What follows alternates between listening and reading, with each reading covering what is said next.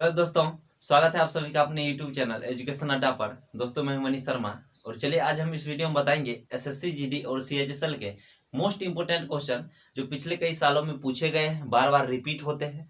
बहुत ही यूनिक तरीका के साथ आप क्वेश्चन को आसानी से सेकंडों में सॉल्व कर सकते हैं। ठीक है दोस्तों, अगर आप इस चैनल पर नए हैं तो चैनल को सब्सक्राइब कर लीजिए और बेल आइकन दबा करके ऑल नोटिफिकेशन सेट कर लीजिए ताकि मेरे हर क्लास का नोटिफिकेशन मिलता रहेगा। ठीक है, तो चलिए शुरू करते हैं फटाफट से। आज का पहला क्वेश्चन है, एक वस्तु को 5,270 रुपया में बेचने पर एक व्यक्ति को 15% की हानि हुई। यदि वस्तु को 6,324 रुपया में बेचा होता तो उसका प्रतिशत लाभ या हानि ज्ञात करें। बहुत ही अच्छा सवाल है और इस टाइप के क्वेश्चन पेपर में बार बार पूछे जाते हैं, तो बहुत ही यूनिक तरीका बताएंगे। आप क्वेश्चन को आसानी से सेकंडों में सॉल्व कर सकते हैं। ठीक है, देखिए 5,270 रुपया में बेचने पर एक व्यक्ति को 15% की हानि होता है। क्लियर है? तो देखिए 5,270 रुपया में बेचा तो 15% का हानि हुआ, यानी कि कितना परसेंट पर बेचा? 85% पर। क्लियर है?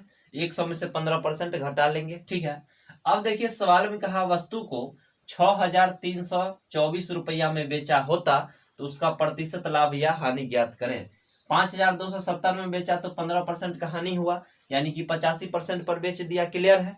अब कहा सवाल में जो 6,324 रुपया में बेचेगा। क्लियर? तो देखिए कुछ नहीं करना है, 85 बट्टा का 5,270 गुने 6,324 रुपया। क्लियर है यहाँ तक? अब देखिए 85 से इसको भाग लगाएंगे, ये 62 बार में कट जाएगा। ठीक है, 62 से ये कट जाएगा 102, यानी कितना आया? 102%। ठीक है, 100 से ज्यादा है 2%, यानी कि 2% का क्या हो रहा है? लाभ हो रहा है। लाभ कितना का हो रहा है? लाभ 2% का हो रहा है। यही उत्तर हो गया। क्लियर है?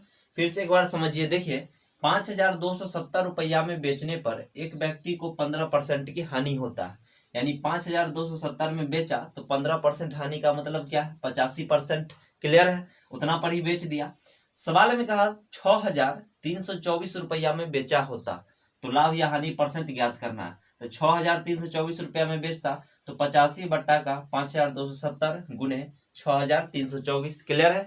अब यहाँ से देखिए 85 से भाग लगा दिए, 62 बार में कट गया। 62 से ये 102, यानी कि 102% आया। इसका मतलब क्या? 2% का प्रॉफिट हो गया। 100 से ज्यादा है तो प्रॉफिट, कम रहता तो लॉस हो जाता। क्लियर? आसान सवाल था और ये तरीका बहुत ही आसान है। आप क्वेश्चन को आसानी से पेपर में सॉल्व कर सकते हैं। ठीक है, तो अब इस टाइप के क्वेश्चन में कोई दिक्कत नहीं होगा, आसानी से बना लीजिएगा। ठीक, तो चलिए बढ़ते हैं नेक्स्ट क्वेश्चन पर। दो उम्मीदवार एक चुनाव लड़ रहे थे, सभी मत वैध है। एक उम्मीदवार जिसे 38% मत प्राप्त हुए और 28,800 मतों से हार गया। डाले गए मतों की कुल संख्या ज्ञात करें। बहुत ही अच्छा सवाल है। इस टाइप के क्वेश्चन पेपर में आते हैं बार बार, चुनाव से संबंधित प्रश्न। ठीक है, तो देखिए मान लेते हैं कुल मतों की संख्या 100% था। क्लियर है? अब इसमें से दो उम्मीदवार चुनाव लड़ रहा है, ये पहला और दूसरा। इसमें से एगो को प्राप्त हुआ है 38%। क्लियर है? 100 टोटल था कुल मतों की संख्या, उसमें से 38% एक को प्राप्त हुआ है, तो दूसरा को कितना प्राप्त होगा? 62% वोट मिला होगा। क्लियर है? सवाल में कहा 38% मत प्राप्त हुआ और 28,800 मतों से हार गया। क्लियर है? अब देखिए इसको 38% मिला है, दूसर का को 62%। क्लियर है? यहाँ से देखिए ये क्या परसेंट से हार रहा है? 24% से हार रहा है। क्लियर है? प्रतिशत में 24% से हार रहा है, वोट है यहाँ पर, तो 24% का वैल्यू हो गया 28,800। क्लियर?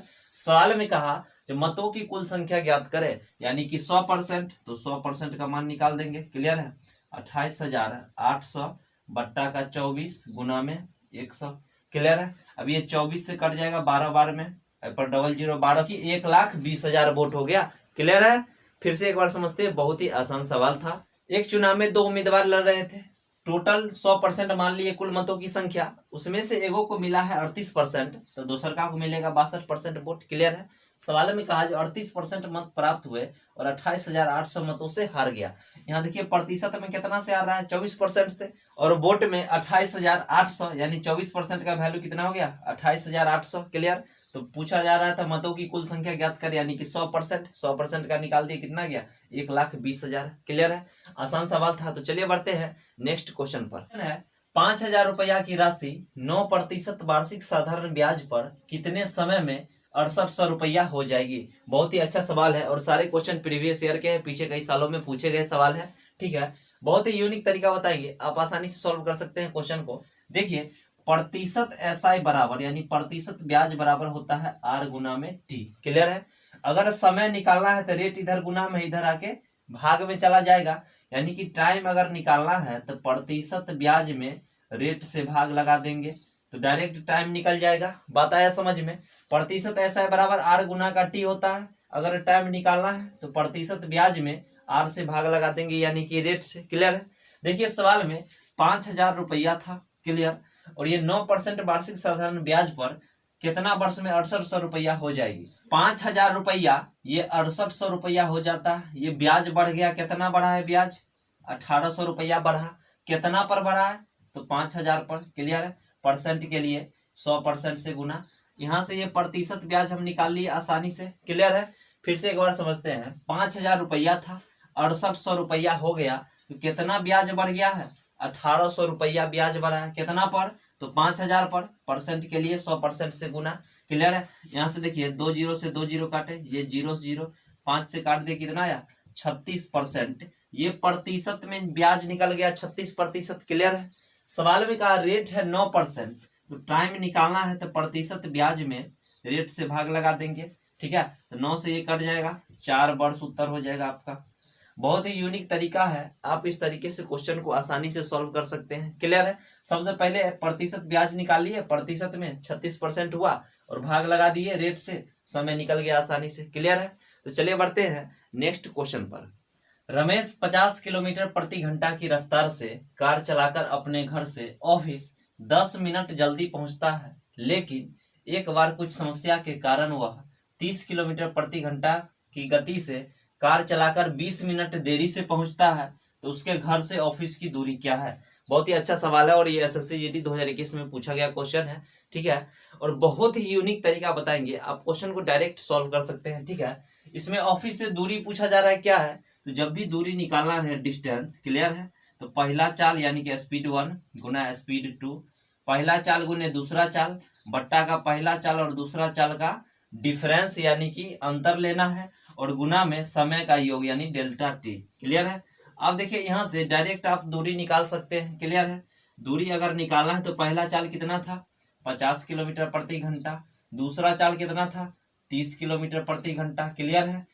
और नीचे में दोनों चाल का अंतर लिखना है। क्लियर है। तो 50 में से 30 का कितना हो जाएगा 20 गुना, और डेल्टा टी यानी समय का योग। देखिए सवाल में कहा 10 मिनट जल्दी पहुंचता है, 50 की रफ्तार से गया, 30 के रफ्तार से गया तो 20 मिनट देरी से पहुंचता है। दो रंग बात हो गया, 10 मिनट जल्दी पहुंच गया, एक बार 20 मिनट देरी से, तो दोनों को जोड़ लेंगे। ठीक है। तो 20 और 10 कितना हो जाएगा 30, और ये मिनट में है तो घंटा में चेंज करने के लिए 60 से भाग लगा देंगे। क्लियर है। आपका उत्तर सेकेंडों में तैयार है। ठीक है। यहाँ से देखिएगा 30 दूनी 60 हो गया। क्लियर है। 2 से भाग लगा देंगे, ये 15 बार में कटेगा। क्लियर। ये 0 से 0, तो 15 और 5 बच गया, ऊपर में गुना करेंगे, 15 5 को कितना हुआ 75 बट्टा का 2 आ गया। क्लियर है। 75 में 2 से भाग लगा दिए, कितना आ गया 37.5। तो 50 किलोमीटर प्रति घंटा की रफ्तार से जाता है तो 10 मिनट जल्दी पहुंचता है, और 30 किलोमीटर प्रति घंटा की रफ्तार से जाता है तो 20 मिनट देरी से पहुंचता है। ठीक है। तो कहा घर से ऑफिस की दूरी क्या है, तो जब भी इस टाइप का सवाल पूछा जाए तो डायरेक्ट आप निकाल सकते हैं डिस्टेंस यानी कि दूरी, चाल पहला गुने दूसरा बट्टा में चाल का अंतर गुने समय का योग। क्लियर है। तो देखिए पहला स्पीड था 50 के रफ्तार से जा रहा था, दूसरा 30, दोनों के बीच अंतर था, 50 में से 30 घटाएंगे 20 हो गया। क्लियर है।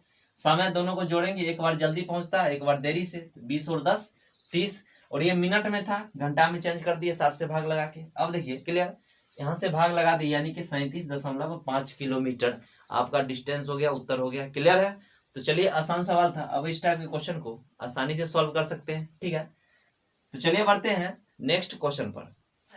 एक त्रिभुज की भुजाओं का अनुपात 4:7:9 है। यदि सबसे छोटी भुजा और सबसे बड़ी भुजा का योग 65 सेंटीमीटर है तो तीसरी भुजा की लंबाई निकालें। ये तो बहुत ही आसान क्वेश्चन है। तीनों भुजा का दिया हुआ रेशियो 4:7:9। क्लियर है। सवाल में कहा सबसे बड़ी और सबसे छोटी भुजा का योग 65 सेंटीमीटर है। ठीक है। तो सबसे बड़ा ये है 9 वाला और सबसे छोटा ये है 4, दोनों को जोड़ लेंगे 9 और 4 को तो कितना होगा 13 होगा। क्लियर है। अब इस 13 का वैल्यू दिया हुआ है सवाल में, योग है 65 सेंटीमीटर। क्लियर। सवाल में कहा तीसरी भुजा यानी कि जो भुजा बच गया है, यानी 7 का वैल्यू निकालना है, तो 65/13 गुना में 7, 13 से भाग लगा दिए 5 बार में, 7 को 5 से गुना करेंगे यानी 35 सेंटीमीटर, यही उत्तर हो जाएगा। क्लियर है? ये तो बहुत ही आसान सवाल था। तीनों भुजा का रेशियो दिया हुआ था। सवाल में सबसे बड़ा और सबसे छोटा भुजा का योग 65 सेंटीमीटर है, तो रेशियो में जोड़े तो 13 का वैल्यू 65 सेंटीमीटर। तीसरी भुजा यानी जो बचा हुआ है 7 का वैल्यू निकाल दिए, यहाँ से कितना गया 35 सेंटीमीटर। क्लियर है? आसान सवाल था। तो चलिए बढ़ते हैं नेक्स्ट क्वेश्चन पर। क्वेश्चन है, एक ठोस गोले को गलाया जाता है और लंब वृत्ताकार शंकु में ढाला जाता है, जिसकी आधार की त्रिज्या गोले के त्रिज्या के बराबर होगी। इस प्रकार बताए गए शंकु की ऊंचाई और त्रिज्या का अनुपात क्या है? बहुत ही अच्छा सवाल है। एक गोला है ठोस, उसको गला करके शंकु बना दिया गया। गोला को गला के शंकु बना दिया तो गोला का आयतन और शंकु का आयतन क्या होगा? बराबर होगा। आयतन तो नहीं बदलेगा। क्लियर है? देखिए यहां से ये एक गोला था। क्लियर है? इस गोले को गला करके एक शंकु बना दिया गया, लंब वृत्ताकार शंकु बना दिया गया। क्लियर है? इसका रेडियस बोला गया जो त्रिज्या समान है। क्लियर है? अब देखिए सवाल में कहा बताइए शंकु की ऊंचाई और त्रिज्या का अनुपात क्या है। ठीक है? तो गोला का जितना आयतन होगा जब इसको गला करके ढाला गया शंकु में, इसका भी आयतन क्या होगा? दोनों का आयतन बराबर ही होगा। आयतन पर कोई प्रभाव नहीं पड़ेगा। क्लियर है? यहाँ से देखिए गोला का आयतन क्या होता है? 4/3 पाई आर क्यू होता है। क्लियर? और शंकु का 1/3 पाई आर स्क्वायर एच होता है। क्लियर है? यहाँ से तो देखिए 3 से 3 कैंसिल हो गया। क्लियर है? पाई से पाई कट गया। आर क्यू है और यहाँ आर स्क्वायर है, इसमें 2 आर है, इसमें 3, तो ये 2 को कट जाएगा। यहाँ पर क्या बच गया? 4r बराबर h। क्लियर है? यहाँ तक कोई समस्या नहीं है। सवाल में कहा ऊंचाई और त्रिज्या का अनुपात बताइए। ठीक है? ऊंचाई और त्रिज्या का अनुपात बताना है। क्लियर? यहाँ से देखिए ऊंचाई h बराबर क्या है? 4r है, तो इसके जगह हम रख सकते हैं 4r। त्रिज्या r है, r से r कट गया, कितना आया रेशियो? 4:1। यही उत्तर हो गया। एक ठोस गोला को गला करके एक शंकु बना दिया गया है। गोला को गला के शंकु बना दिया गया। क्लियर है? तो इसका जो आयतन होगा, आयतन इसका भी वही होगा, बराबर होगा आयतन दोनों का। क्लियर है? आयतन पर कोई प्रभाव नहीं पड़ेगा। ठीक है? तो गोला का आयतन होता है 4/3 पाई आर क्यू और शंकु का 1/3 पाई आर स्क्वायर एच होता है। ठीक है? यहाँ से देखिए 4r बराबर क्या गया? h आया। सवाल में कहा जो शंकु की ऊंचाई और त्रिज्या का अनुपात बताइए, तो शंकु का ऊंचाई h बराबर 4r लिख सकते हैं। क्लियर है? त्रिज्या का ऊंचाई पूछ रहा है तो त्रिज्या तो वही होगा आर। क्लियर है? आर से आर कट गया, यानी रेशियो कितना आया? 4:1। आसान सवाल था। तो चलिए बढ़ते हैं नेक्स्ट क्वेश्चन पर। क्वेश्चन है, यदि त्रिभुज एबीसी बी पर समकोणीय है और यदि उसकी एबी तथा बीसी भुजाएं क्रमशः 15 सेंटीमीटर और 20 सेंटीमीटर है तो उसकी परित्रिज्या क्या होगी? बहुत ही अच्छा सवाल है। ठीक है? देखिए एक त्रिभुज है एबीसी और बी पर समकोण है। क्लियर है? ये ए हो गया, बी और सी। बी पर क्या समकोण है, यानी कि ये 90 डिग्री है। क्लियर? सवाल में कहा ए बी तथा बी सी भुजा 15 और 20 सेंटीमीटर है, यानी ए बी कितना हो जाएगा? 15 centimetre, B C 20 centimetre. Clear है? 15 सेंटीमीटर ए बी है और बी सी 20 सेंटीमीटर। ठीक है? तो हम ए सी निकाल सकते हैं बड़ी आसानी से, समकोण त्रिभुज है। क्लियर है? 90 डिग्री के सामने वाला भुजा ये क्या होता है? कर्ण होता है। क्लियर? यहाँ से देखिए ये निकालेंगे √अंडर 15 का स्क्वायर प्लस 20 का स्क्वायर। क्लियर है? यहाँ से होगा √अंडर 625, यानी कि कितना आ गया? 25। एसी कितना आ गया? 25 आ गया। क्लियर है? अब देखिए सवाल में कहा उसकी परित्रिज्या क्या होगी। परित्रिज्या क्या होता है? सो देखिए एसी यहाँ से कितना आ गया? 25 सेंटीमीटर आ गया। क्लियर है? सवाल में कहा परित्रिज्या क्या है। परित्रिज्या देखिए क्या होता है? त्रिभुज एबीसी में बी पर समकोण है 90 डिग्री। क्लियर है? परित्रिज्या ये परिवृत्त हो गया। परित्रिज्या जो होता है, ये जो कर्ण है 90 डिग्री के सामने वाले यानी एसी, इसका आधा होता है। क्लियर है? यानी एसी था कितना? 25 सेंटीमीटर, तो 25 का आधा कर देंगे, 2 से भाग लगा देंगे, यानी 12.5 सेंटीमीटर उत्तर हो जाएगा। क्लियर है? आसान सा। चलिए बढ़ते हैं नेक्स्ट क्वेश्चन पर। एक 420 मीटर लंबी रेलगाड़ी 120 किलोमीटर प्रति घंटा की गति से चल रही है। एक 580 मीटर लंबे प्लेटफॉर्म को पार करने में वो कितना समय लेगी? बहुत ही आसान सवाल है। ठीक है? और इस टाइप के क्वेश्चन पूछे जाते हैं। क्लियर है? तो जब भी इस टाइप के क्वेश्चन पूछे जाएंगे, कोई भी अगर रेलगाड़ी प्लेटफॉर्म को पार करेगी तो रेलगाड़ी की लंबाई और प्लस में प्लेटफॉर्म की लंबाई दोनों को ऐड कर लेना है। क्लियर है? समय पूछा जा रहा है तो समय बराबर होता है दूरी बट्टा का चाल। क्लियर है? ट्रेन की लंबाई कितना था? 420 मीटर है। क्लियर है?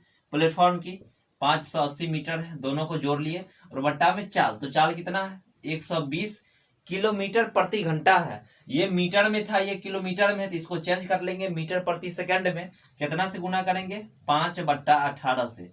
किलोमीटर प्रति घंटा में अगर दिया रहेगा, ठीक है, और मीटर प्रति सेकंड में जाना है तो गुना करना है 5/18 से।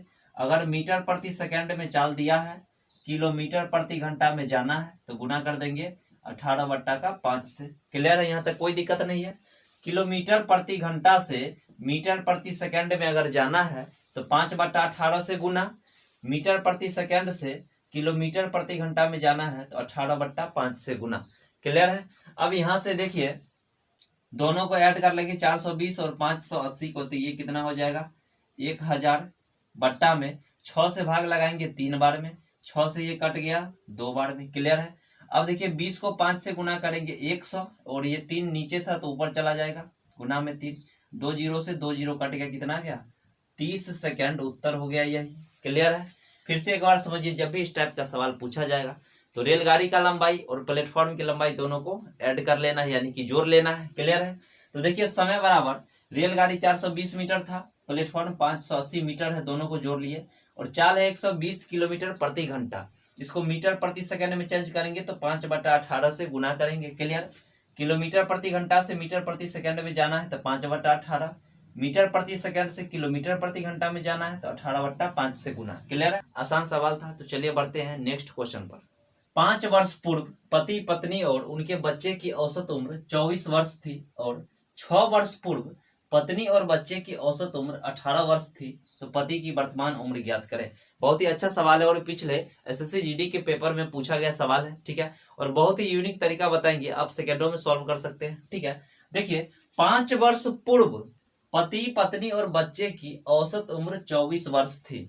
ये 24 वर्ष कब का है? 5 वर्ष पूर्व। ठीक है? तो समय के साथ औसत उम्र बढ़ता या घटता है। क्लियर है?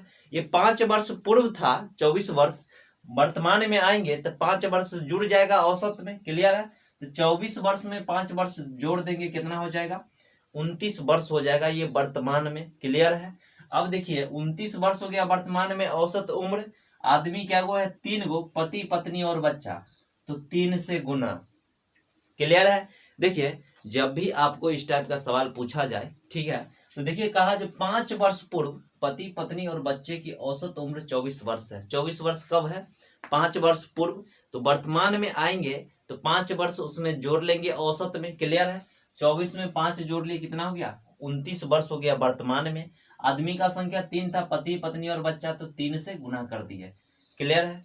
अब सवाल में कहा जो 6 वर्ष पूर्व पत्नी और बच्चे की औसत उम्र 18 वर्ष थी। 18 वर्ष कब का है? 6 वर्ष पूर्व का है, तो इसमें 6 वर्ष जोड़ देंगे 18 में तो वर्तमान का निकल जाएगा। क्लियर है? 18 में 6 जोड़ देंगे, कितना हो जाएगा? 24 वर्ष हो जाएगा वर्तमान में। अब यहाँ पर पत्नी और बच्चा सिर्फ 2 आदमी का चर्चा है, तो 2 से गुना करेंगे। क्लियर है? इसमें देखिए पति पत्नी और बच्चा था तीनों, इसमें सिर्फ 2 आदमी है, इसमें से हम इसको घटा लेंगे तो सिर्फ जो बच गया पति, उसका उम्र पता चल जाएगा। क्लियर है? इसको घटा लेना है। क्लियर? 29 को 3 से गुना करेंगे, कितना होगा? 87। इधर 24 को 2 से गुना करेंगे 48। क्लियर है? तो 87 में से 48 घटा लेंगे, कितना आएगा? 39 वर्ष। यही उत्तर हो गया। क्लियर है? सवाल में कहा पति की वर्तमान उम्र ज्ञात करें। पति की वर्तमान उम्र 39 वर्ष है। क्लियर? पति का उम्र हो गया। क्लियर है? आसान सवाल था। तो चलिए बढ़ते हैं नेक्स्ट क्वेश्चन पर। पाइप ए और बी एक टंकी को क्रमशः 15 घंटा और 18 घंटा में खाली कर सकते हैं। पाइप सी अकेले इस टंकी को 6 घंटा में भर सकता है। यदि सभी तीनों पाइप एक साथ खोल दिए जाए तो टंकी का 2/3 भाग कितने समय में भर जाएगा? क्लियर है? पूरा टंकी नहीं भरना है, टंकी का सिर्फ 2/3 भाग कितना समय में भरेगा वही बताना है। बहुत ही आसान सवाल है, बहुत ही यूनिक तरीका बताएंगे। देखिए एक खाली करने वाला है, ठीक है, इसलिए इसको माइनस में लिख लेते हैं। एक खाली कर रहा है, कितना देर लगा रहा है खाली करने में? 15 घंटा। क्लियर है? बी भी है खाली करने वाला ही, माइनस में लिखते हैं खाली करने वाला को, ये करता है 18 घंटा में खाली। क्लियर है?